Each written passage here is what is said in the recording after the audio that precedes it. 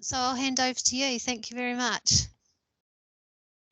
Okay, well, my name's Martin. I've got my colleagues with me, Sarah and Sophia, because I'm trying to keep them basically away from the hanging around outside shopping centres on a Thursday afternoon, and we all work for Humanware.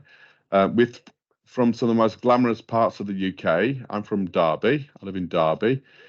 Sophia's from Luton, which is, I'm sure you'll agree, is a glamorous part of the UK, and Sarah is from Bolton. So we're glad to be here this afternoon. And as a company, we've been doing Braille for a long time. So we really care about Braille. In fact, my wife is a QTVI. She's a Braille teacher. When I met her, she wasn't, but now she is. She's seen the light. We are very compassionate about the way that people learn Braille, because we know it's a way that people can gain employment, and that's really important to us. Braille isn't just, and I know I'm speaking to the converted here, but Braille isn't just a way in which people can read, it's a way in which people can enjoy literature. And we feel that's really important. For example, if you're on a train, you don't always want to listen to something on headphones. You want to actually read it. And this is where we come in. Really, we know that people get jobs when they can read Braille. It's easy to say Braille isn't important. It's easy to say, well, why would I bother with Braille? Well, the fact is that most blind people in the UK are unemployed, which is a sad fact. The people that are employed are generally Braillists. I went to do a demo for a blind lady 10 years ago, and I thought I was doing a demo for a student. It wasn't a student. I did a demo for the teacher who was teaching English in a mainstream school. And the teacher is now my wife. She is blind. She was doing mainstream teaching in a school, a very posh school, and she was teaching English, and we're married. So English and Braille teachers shows people that they can do jobs, whether it's a lawyer, whether it's someone who's doing a job that is based in mathematics, computer programming. Braille is important. So we're looking at how do we get started with Braille first of all. So we've just kind of got involved with a company called Tinkerbell Labs, and this is where I'm going to ask my colleagues Sarah and Sophia to interrupt me if I say anything wrong, which I usually do. I'm used to getting interrupted, so I'm expecting to be shouted at shortly. Now, Tinkerbell Labs have done a product in the US called Polly for about a year, but it's not been quite ready for the UK. It's not done grade 2 learning. It's not quite what we want it to be. And we've been looking at, if you go to a mainstream school, when you get to year 1 or 2, most mainstream students can read a few letters. Am I wrong? Hello? No, you're not. No, you're not. No. Most students can read a few letters, right? They can read A, B, C, D. They can read a few letters. So where do we go with blind students with this? Because blind students don't get... I know that you guys do a great job. You go into the community and you use things. Generally, it's been things like ping pong balls, egg cup lids, the kind of thing. But we've got a product that gamifies Braille. Can you see this, guys? Sarah and Sophia? Sure. Okay. So this is a product called Annie. And what we want to do here is with Annie, with Tinkerbell Labs, this is a gamified Braille tool. So we're trying to make Braille fun. We're trying to make Braille, we've got games like Braille Blaster where you have to use these jumbo, actually, there we go. We've got some jumbo Braille where you have to press the jumbo Braille to make things happen. We've got speech on here. We've got a small Braille display on here as well. And with the Braille display, we can allow Braille to appear. We have speech on here, but what we're doing here is we're playing Braille games. We're making games appear on the Braille display. It's a curriculum that's been designed by QTVIs, generally in the US and other parts of the world. So the quicker you are, the higher you score. Press space to start the game. Press left to listen to the instructions again. I'll play a game. I've got nothing better to do. Talking to you guys. Okay, let's go with this. Ready, steady, go. Key 3. So I've got to press key 3 on the keyboard. I hope you're liking the tunes, by the way. Key 4. And if you notice that we get the Jumbo Braille pops up as well. I'm not a big fan of Jumbo Braille myself because I think that students need to use standard Braille cells. But this says ready key 2 on the Braille display. So we've got a Braille display as well. But it's almost like playful pedagogy. So we're trying to make Braille exciting, right? We're trying to make people. You've scored 2 points. There's hope for me, Your yeah. high score is 13 points. Well, it just shows. That was fun, right? Let me. Press the left key. So I'm going to stop that. So obviously my boss Alan has been playing this without me knowing because I've got his version of it, and he scored 13 points. I've scored only 2. So I hope you feel sorry for me. But we're trying to make Braille fun. We're trying to make the learning of Braille fun. We're trying to give you teachers a way in which online you can see how people are learning Braille. So we have a system called Helios, which you can log into. You can see the way that the visually impaired students are playing the games. You can see the way in which they are scoring. You can also, if they're learning grade 2 Braille, for example, you can add in certain contractions and abbreviations, parts of your grade 2 Braille learning, in which you can see how fast they are learning those contractions, and you can do all that online. And it's basically not trying to do your job for you, it's trying to make Braille fun. And that's the first part of our Braille from preschool to beyond. It's the playful pedagogy of Annie. And if you look online, there is a system called Holly in the US. The reason it's not out yet in the UK, and it will be out in probably January, is because we've wanted to customize this more for a UEB/UK audience. There are dozens of games. Seriously, I can get slightly carried away with some of the games on here. There's been we've had some good challenges in the office at work. I'll leave this to Sarah and Sophia to see if they want to say anything about it. If I've missed anything. I'd just like to give you guys a bit of a meaning of playful pedagogy. So I'm giving you a bit of a textbook meaning, but just so you all understand what it means it's essentially a play-based learning environment. So where the students are having fun, they're interacting, obviously with the Annie, and it encourages it encourages obviously reading, writing, and thinking. But in this example, it obviously encourages them to learn their Braille, but they're having fun at the same time. Hope that makes sense, guys. That's all I wanted to add. Sarah, is there something you wanted to add? No, just to recap on the Helios platform that Martin mentioned, that runs alongside the Annie. You assign different lessons, different homework if you want to do so to the student, and you get a bit of an overview if they're struggling with any kind of letters in particular that you might want to focus on a little bit more. So the Helios platform really is a great tool alongside the Annie unit itself. And we'll basically be bringing this out all from kind of January, February next year around the northwest, the northeast, all around the country. We'll be showing Annie, and it's not aimed at. My wife would kill me if I said it was to replace a QTVI. As she is a QTVI, and I'd be skint, frankly. But it's an enabler to get people excited about Braille, because we know that most of the Braillists, are in work, and people who don't do Braille aren't. Now, hopefully on my screen you can see my Braille note.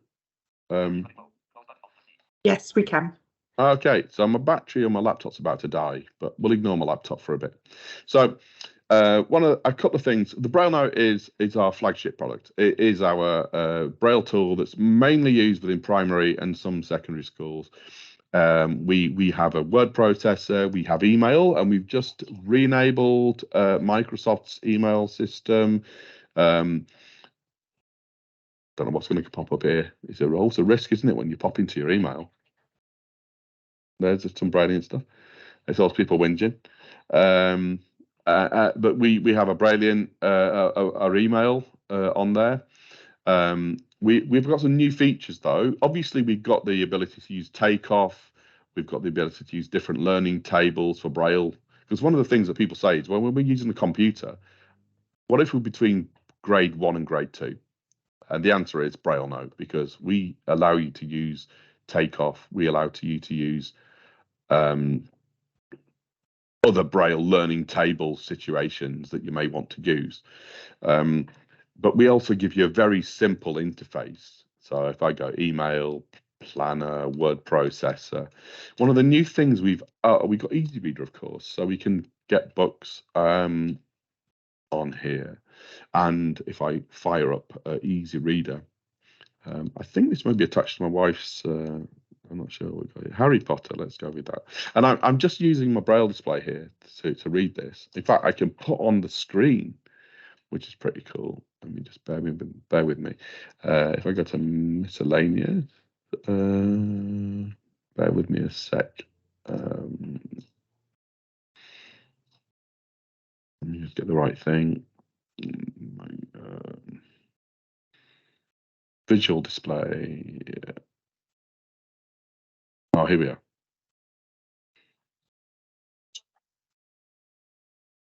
Oh, here we go. There we go.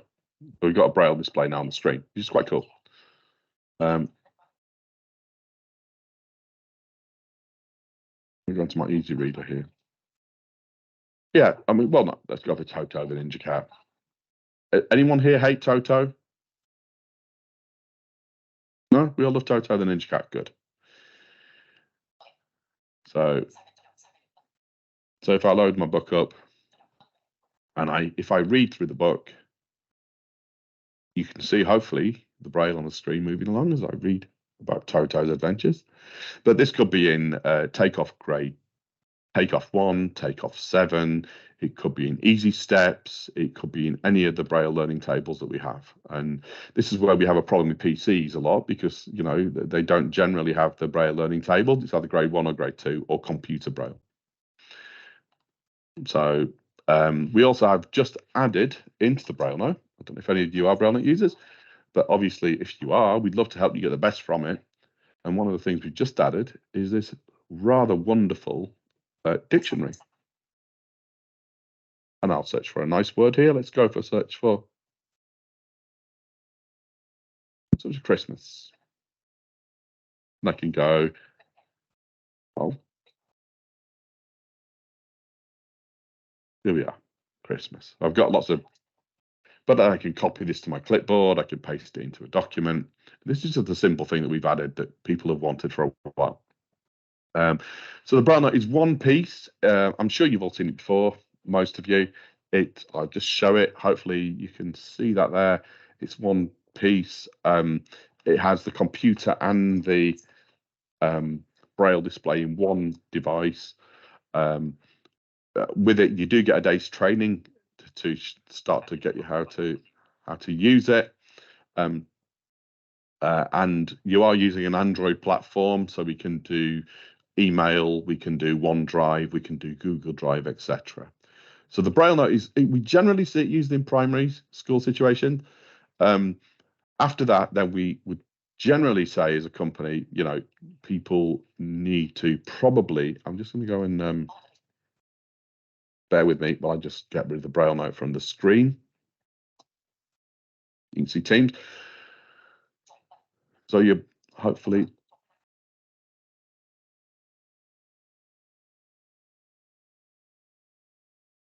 you'll be able to see yourselves here. Sure, look great. I'm just going to kill this, actually. I'm going to turn it off. But what we also have is a range of Braille displays. So do any of you guys use screen readers in the various authorities?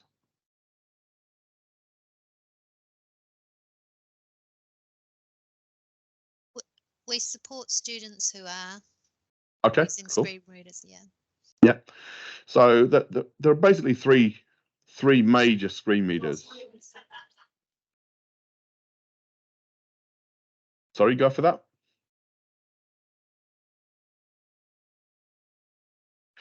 So there are basically three screen readers that are really in use.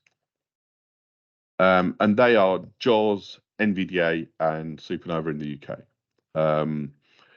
And screen readers are basically, they give speech output, but they also give Braille output as well. So the key is that when they read something, they will generally Braille it. If it doesn't read, it generally won't Braille. Are we okay with this? So if the screen reader says something, it will send it to a Braille display. If it doesn't Braille it, if it doesn't speak it, then it won't Braille. So if we have Microsoft Word and there's a picture, the Braille display will not say anything if the screen reader doesn't say it should do. Is that okay? Yeah. Great. Yeah. Okay, cool.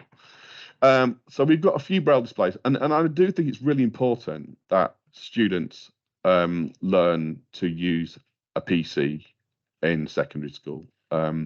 Myself and my wife are both blind. My wife's a QTVI, as I've said, and hopefully I'm not being out of order when I say that if my wife didn't have the ability to use a PC, that she wouldn't be a QTVI. Does that make sense to you guys? Because if you couldn't use a PC or a Mac, you wouldn't be a QTVI either, right? Yeah, definitely. I mean, we use computers for everything. Yeah, exactly. So the Braille note teaches us how to read Braille, how to go through our various learning curves, how to. I mean, do we have this equipment at CENMAC, Catherine? Yeah, most of it is out on loan. We don't have the oh, sorry, what did you say? You don't have, I don't believe you have the Brailliants. No, no. I think CENMAC has the, you have our Connect 12s, you have our Braille notes. Yeah. But I think it would be good for you guys to see. Yeah. The Brailliants. Yeah. Have you got one there, Sarah? Yes. Mm-hmm. Yes. Great, sure. I do have a Brailliant here. Unfortunately, mine's been out on loan and has come back with a flat battery, but I am able to show it. So this is a Brailliant. Do you know, I think we do have one which is out on loan. Yeah, I don't know. Unfortunately, Mary, who's our QTVI on our team, is off sick today. So, yeah. But carry on. Sorry. I think Martin just started going into this a little bit. So, here he is. He's back just in time. Just got me out of it. But yes, as much as a Braille note is kind of an all-in-one tablet with, it's a tablet built into it and a Braille display. A Brailliant is something that you would pair up with a laptop, an iPad, or a mobile phone, or something like that. It does have some basic note taking, but if you're using a Brailliant for the majority of the legwork, so for your studies, for your student, it is going to be paired with mainly a laptop alongside a screen reader. So I think Martin mentioned the main ones are JAWS, NVDA, and Supernova, and then obviously keystrokes and shortcuts and things like that come in. Mr. Roberts. Sorry, I was just going to ask a question. Is that for someone who would be more advanced then? Do you want to answer that, Martin? I've got my BI40 and I've just held it up for everyone to see. Yeah. I do apologise. I'm in Yorkshire and we're quite backwards regarding power cuts and stuff.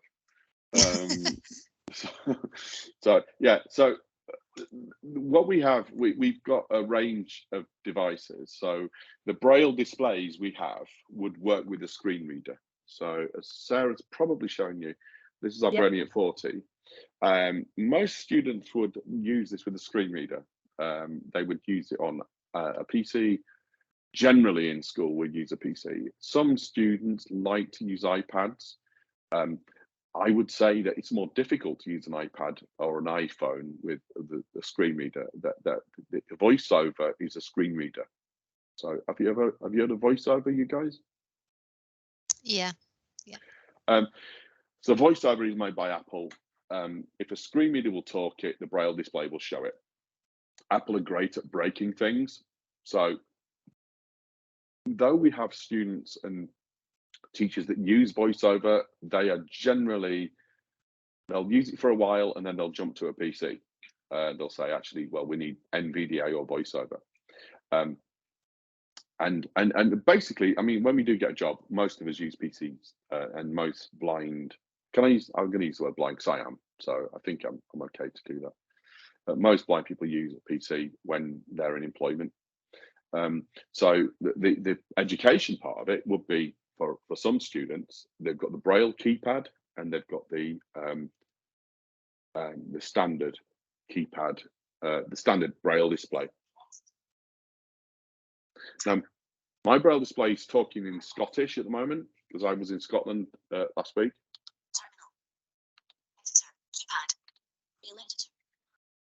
So mine's a bit Scottishy, but we do have different voices. So we have a very basic notepad on it. We have a very basic book reader on it. It's not to replace a Braille note or anything. It's a very basic thing. We have a lot of people who work in government or who work in, in different banking jobs or whatever that would use Braille displays. And that's where people tend to go after a note taker. Now, this is great, but if you're a QTVI, you have to teach someone who's visually impaired how to use a laptop, either from the QWERTY keyboard or from a Braille display. So there are two ways of doing it. So a lot of people have said to us over the years, it's really difficult, using a note taker like a Braille note or even a competitors with a Braille sense, But actually, learning a Braille display is quite tricky as well, or learning a screen reader. So we now have a new curriculum that's done with us in a company called IT in the US with a gentleman called, this name's great, Cody LaPlante. Where are you going with that? So we've got this great curriculum that's starting next year that we will send you more information about. And it's all about using a Braille display with a screen reader, because that's where, kind of people are going forward with this. But with the Braille display, you essentially learn how to use a QWERTY keyboard. Then you use the Braille at the front. I hope I'm showing this right. I'm probably not, but hopefully I am. And then you have to learn to use the screen reader commands for both the QWERTY and the Braille. But we have another product called the Mantis, which we're not meant to have product favorites really, but my favorite product that we do is this one. This is the Mantis. I use it with my laptop. I use it with my iPhone. It is a QWERTY keyboard. And if you've ever used a Braille note, you'll see that the thumb keys at the front are the same. Is that showing up, Sarah? That's right. Yeah, it's showing you. So they're the same basically. But I've got my QWERTY keyboard is right in front of my Braille. So I can control everything from this. And I get my Braille reading. So the Mantis is what I use at home. And I use it when I'm in bed, basically pretending to work. I'm sure you've all tried a laptop. You've been working really hard. Put a laptop on top of the quilt. It gets really hot, doesn't it? No one's admitting it, but it does. So I use the Mantis a lot of the time at work. And the Mantis is basically a QWERTY keyboard with a Braille display. And one of the advantages that this has is that when we teach people to use a Braille display like this one, like the Brailleant, we have to teach them a load of Braille display commands that they need to learn to use the screen reader. And then we have to teach them how to use the standard tab commands that we navigate through Windows with. So if we use a Mantis, we're removing a layer of commands. So to me, that's easier, providing your student can read user-quoted keyboard. Bearing in mind that like not all students can, I'm aware of this, but particularly for students who are low vision and they're coming to Braille from as a result of losing their sight, it's often a lot easier for them to just, we know that learning to read Braille is important, but sometimes putting that extra, you know, like learning to write the Braille isn't as important. I think we can all think about how many times do we write Braille as opposed to read it. The majority of the time we're reading the Braille. So the Mantis is probably our most, the product that people are most excited about that we've had in the last couple of years. For me, it's what I use at home, to be honest. So that we use that with a PC or with an iPad, and we've got really good feedback on the Mantis. So I'll stop talking now, just in case you've got any questions before we move on to our beyond education stuff. And as I guess the Mantis is kind of beyond education. But.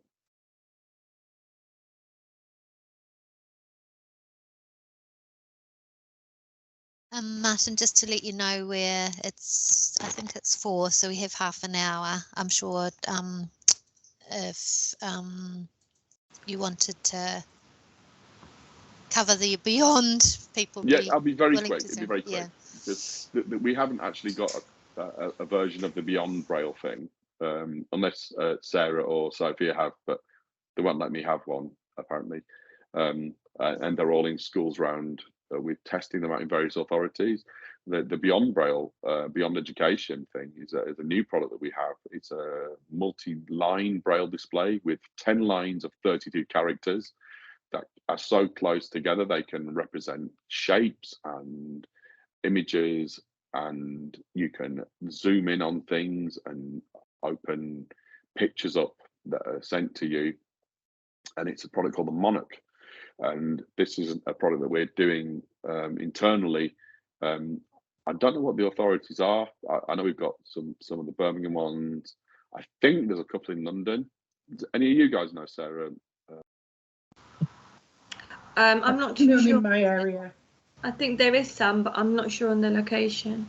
No, they won't tell me. But we've got it testing around the country. It's a product called the Monarch. I don't know if any of you guys could grab a picture and show it, if that's possible to do. But the Monarch is our multi-line Braille display. So we can show pie charts, we can show bar charts, we can show a picture of the Eiffel Tower, a picture of a dog. And who doesn't like a picture of a dog? Unless you're afraid of dogs, I suppose. But we can show these pictures, and then you can zoom in. And for a blind person, zooming in on the pictures are a really difficult concept. You know, if you imagine zooming into a dog's paw and it gets bigger on the Braille display, that's something that as a sighted person, you've only been able to do in the last 15 years or 10 years with an iPad, right? You get a picture and you zoom in on an iPad. So we can do that in Braille now. And this is a product that's not fiction. It is on the way out to be released. We are currently working on it, and it's going to be released by the end of 2024. So that's our pre-Braille, our post-Braille, a kind of picture product that we're going to be releasing. So we go from the Annie to our Braille notes with our our Braille tables and our learning abilities, to our Brailleant, our Braille displays with the screen reader, to our Mantis, because we know that the VI students should learn to touch type. Not all of them aren't going to be able to do that, but we know it's the ideal, what we need to be doing.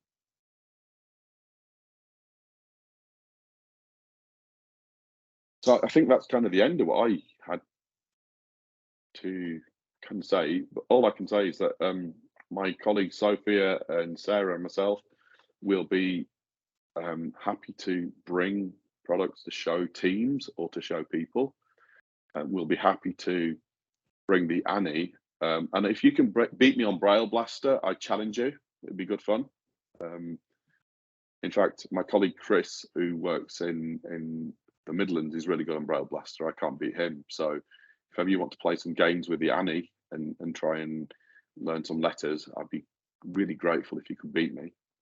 And we'd love to show you some of our new stuff. And we could, you know, it doesn't have to be in front of students. It can be in front of students, but we'd love to show you what we're doing, because we think we're doing some really interesting stuff, and we really do care.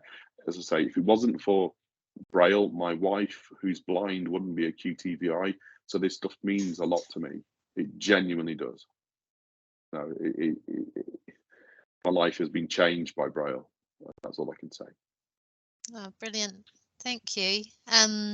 I think it would be fantastic if you could bring some to our team. I know Alan's been before, but obviously you've got some updates, and it sounds really exciting, all the developments. So I'm sure our whole CENMAC team would be really interested. But I know just for other external people that are on the call, that Humanware as a company have been brilliant supporting us with the students that we see, and I know they've done lots of training for us in schools and supported us as advisory team members in assistive technology as well as the students. So yeah, I can vouch for that. I know I'm not always in the schools, but I know the rest of the team always share that, you know, Humanware have been really helpful and supportive. So I think it's important as well that, as I said before, the start of the presentation, I said that we're from the most glamorous parts of the UK. So we've got Derby. Oh, brilliant. That's where I live. Sophia's in Bolton. Sorry, Sophia, not Sarah's in Bolton. So she's actually in West Horton, which is like a posh part of Bolton, but we don't talk about that really. And then my colleague Sophia is in Luton. So we kind of cover the whole gambit, but we all care about Braille. We all care about not getting the most expensive solution for your students, but getting the correct solution for your students and looking after you afterwards. And we will do our best to do that. So if we can help you, we really want to. well, thank you very, very much. I don't know if there's any questions or anything in the chat. Doesn't look like it. Does anyone have any questions or anything to add? Yeah, I have a question, Catherine. As I've been working with visually impaired students all my careers, but I've never actually come across a student that would use Braille, and I'm really curious about it. And I wonder, from you three, what would you say as a professional development? What I've got no idea about Braille, apart from the fact that I know Louis Braille's story. I don't. What would be the first step to have just basic knowledge on Braille? You've shown the Annie. Would that be something for an adult as well to get to learn? It could be for an adult, but it does have this playful nature about it. So it may frustrate a little bit, though it might be fun, depends on your temperament. There is a course called UEB Online that's free to do, that might be interesting. But obviously, you know, if you wanted to have a play with an Annie, we'd be happy to come and see you and just show you it. Well, I think I'll see you when you come to CENMAC, definitely. But yeah, if you could share the address, Sophia or Sarah, for the course in the chat, that'd be great. Yeah, no problem. Online. Yeah, that's there is I know another gentleman who works for Liverpool who's a French gentleman. I don't know if you're aware of it. I'm not going to give his name because you're not the only QTVI from France in the UK. Did you know that?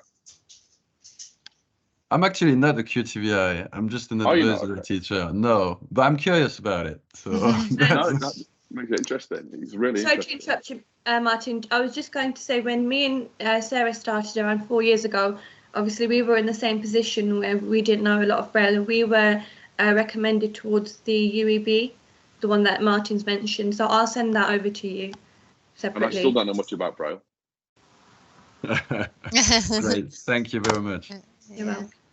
And Maybe Annabelle, if you can I- could send me all the links and then I can send them out to everybody after, and I could also include them in like I'll put this recording online and I can also include the links with the recording. Brilliant. And can I thank you, Annabelle and Kathy, I think it is, for setting this all up. It's been a pleasure to talk to you and show you what we're doing. Hopefully some things that are a bit different, like the Mantis, you know, we've got the Annie, and then we go to the Brailliant and to the Braille Note, which is our kind of, you know, pre-secondary school tool. So we do try and go from preschool to beyond, and we do care about Braille. And as I've said to you, and I'm not joking, that if it wasn't for Braille, I wouldn't be married to my wife. So, and it sounds a bit cheesy, but it isn't. I swear to God, you know, if you guys are on any VI forums or anything, she's called Kirsten Roberts. So I'm not making this up. Sometimes I wish I was, to be fair. But. Oh, well, thank you all very much. And thanks for all the people that have joined the call this afternoon. Yeah, thank you. And yeah, sure, we'll be in touch. Thank you for your time, guys. Yeah, thanks Thanks a lot. very much. Thank you too. Lovely to see you again. Nice to see you. Thank you. Bye. Thanks. Bye.